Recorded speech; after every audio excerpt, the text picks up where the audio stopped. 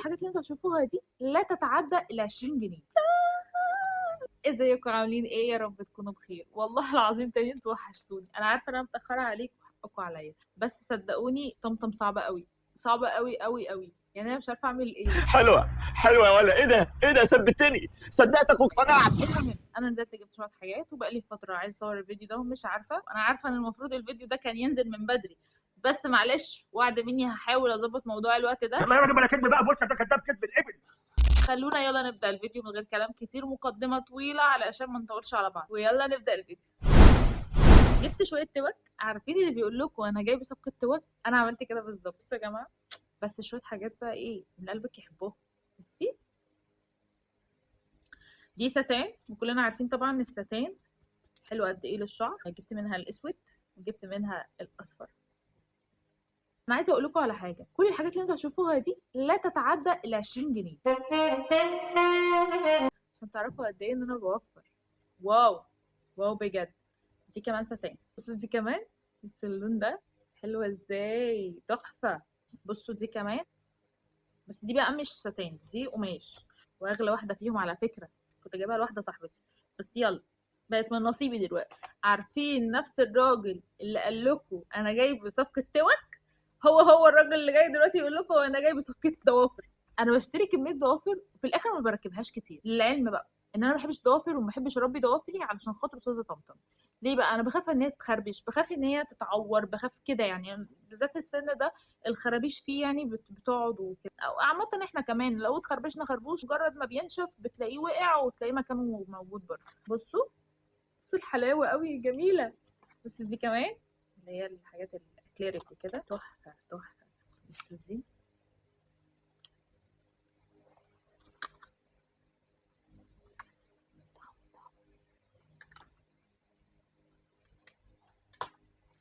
بصوا دي كمان، بصوا دي.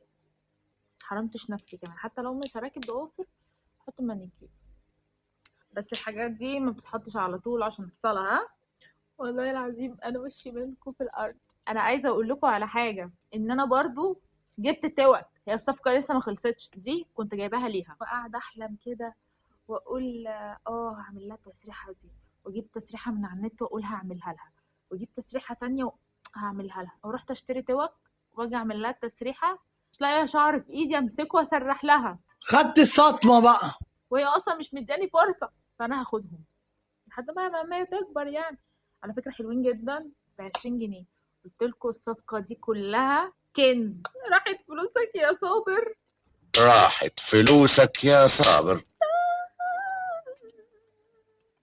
ده منها هي برضو فتحت النص اللي فوق ده وطلعتهم، وقعتهم في الارض. طبعا الصور كلها وقعت في الارض. ودول بقى كل بنات مصر كانت بتحط لها نفس التوج دي. احنا مش احسن من بنتي في حاجه، لا مؤاخذه يعني، فانا هحطها لها برضه. فانا ممكن نعمل ايه كده، نفتح دي ونحشر كده.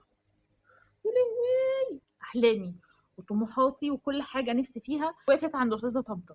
ما اعرفش ليه. هي مره كانت نايمه جوه على السرير، وقعت من على السرير، والله العظيم صعبت عليا قوي. فمن ساعتها تنام جنبي، ما اعرفش اسيبها بره لوحدها، بخاف عليها وببقى محتاجاها دايما قدام عيني، عشان لما بسيبها ممكن يحصل لها حاجه. لان كنت بسيبها لوحدها وهي قاعده بره، كانت تمسك المقشه وتخبطها في التلفزيون، يعني كوارث. المهم خلينا نخلص بقى اللي ورانا عشان قبل ما تصحى.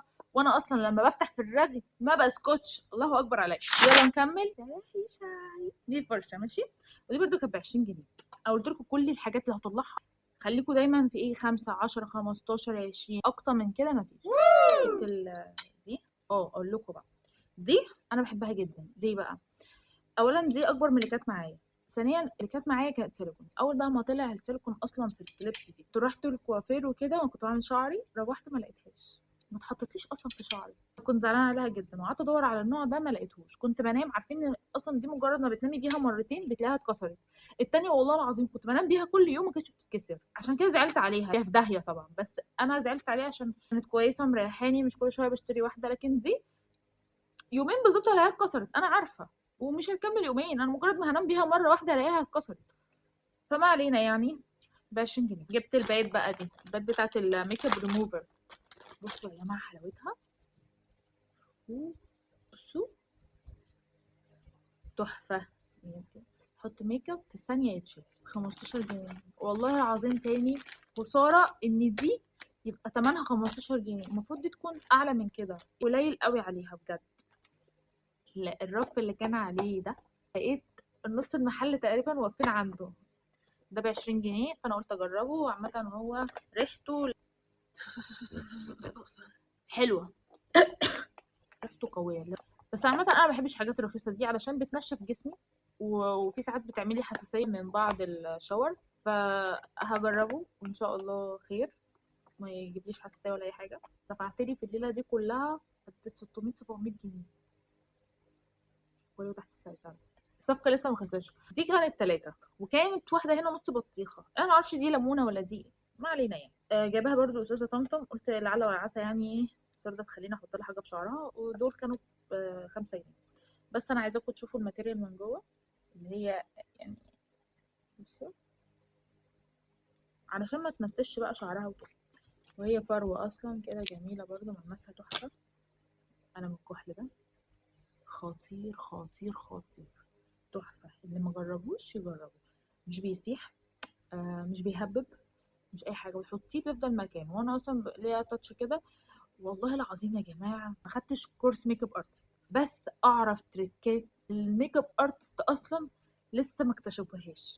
اللي عايزني بقى احكي له اصلا موضوع الميك اب ارتست والكلام ده كله، وانا بحب ايه وما بحبش ايه واشتغلت في ايه وما اشتغلتش في ايه، يكتب لي في الكومنتات، عشان انا عندي حاجات كتيره جدا عايزه اقولها ومكبوته جوايا ومحتاجه حد بس يقول لي يا بوسي دوسي، وانتوا اقسم بالله هتلاقوا قطر داخل.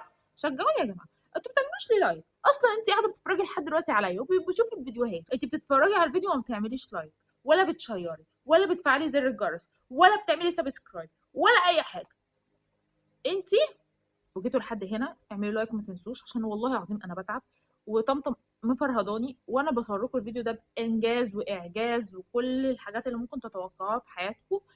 فساعدوني ان انا اوصل لل1000 متابع. خلينا نكمل الشوبينج عشان الموضوع كده هيطول، الفيديو كمان طول. كنت بشتري بتاع دي، في بنات كتير ما كانتش عارفاها وواقفين جنبي كده اللي هو ايه اجيبها ولا ما اجيبهاش. اما اجيبها وتروح عند الكاشير تروح سايباها، هي اصلا مش عارفه هي بتاعت ايه. فهي طبيعي هي بس لقيت البنات تاخدها راحت واخداها وراحت عند الكاشير راحت سايباها. دي يا جماعه اللي مش عارف اهي ماشي. دي لما بنعمل حمام زيت بنحط هنا الزيوت بتاعتنا، وهنا في معيار بنعاير طبعا الحاجه اللي احنا هنحطها. وعلى فكره دي مش بس في حمام الزيت، دي في الوصفه بتاعه الرز، ميه الرز فظيعه فظيعه فظيعه. بدل السبراي برضو اي حاجه سايله حطيها فيها ومش هتقولك لا، ميكسي براحتك. هنا بقى في فتحات. الفتحات دي بقى وظيفتها ان هي توزع لك الزيت دوسه خفيفه كده، هتلاقي ايه زيت نزل. بعد ما تخلصي بايدك مساج نص ساعه ربع ساعه تلت ساعه، انت كده كده فاضيه ما وراكيش اي حاجه، ظبطي شعرك بدل ما اجيب الزيت بقى بايديا واروح عامله وبتاع.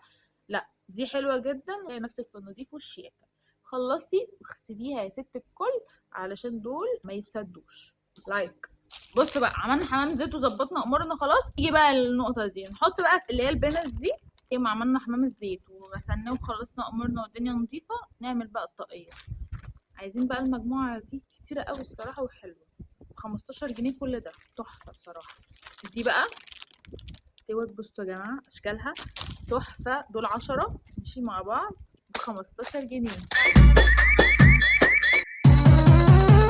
الصيغ بقى الصيغ بقى ودلعت يا جماعه. بصوا والله العظيم ما فرق كتير اللون يعني.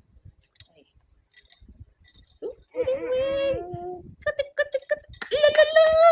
بصوا استنى اعمل زي الناس اللي في الافراح وبيبقوا لابسين صيغه وكده، عايزين يبينوا للناس اللي هم معاهم دهب.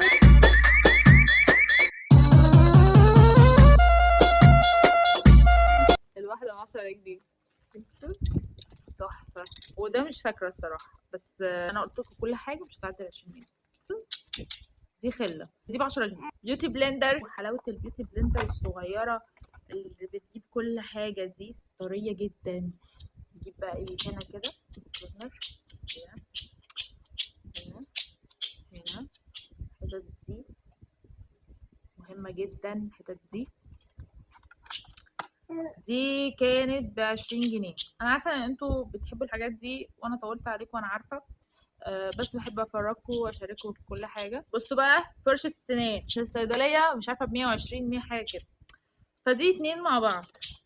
هنا واحدة سبير وهنا دي اللي هي الأساسية ودي عشان تغطيها بيها. ويا جماعة معلومة في ناس كتير برضو ما يعرفهاش، الفرشة بتتجدد كل 3 شهور.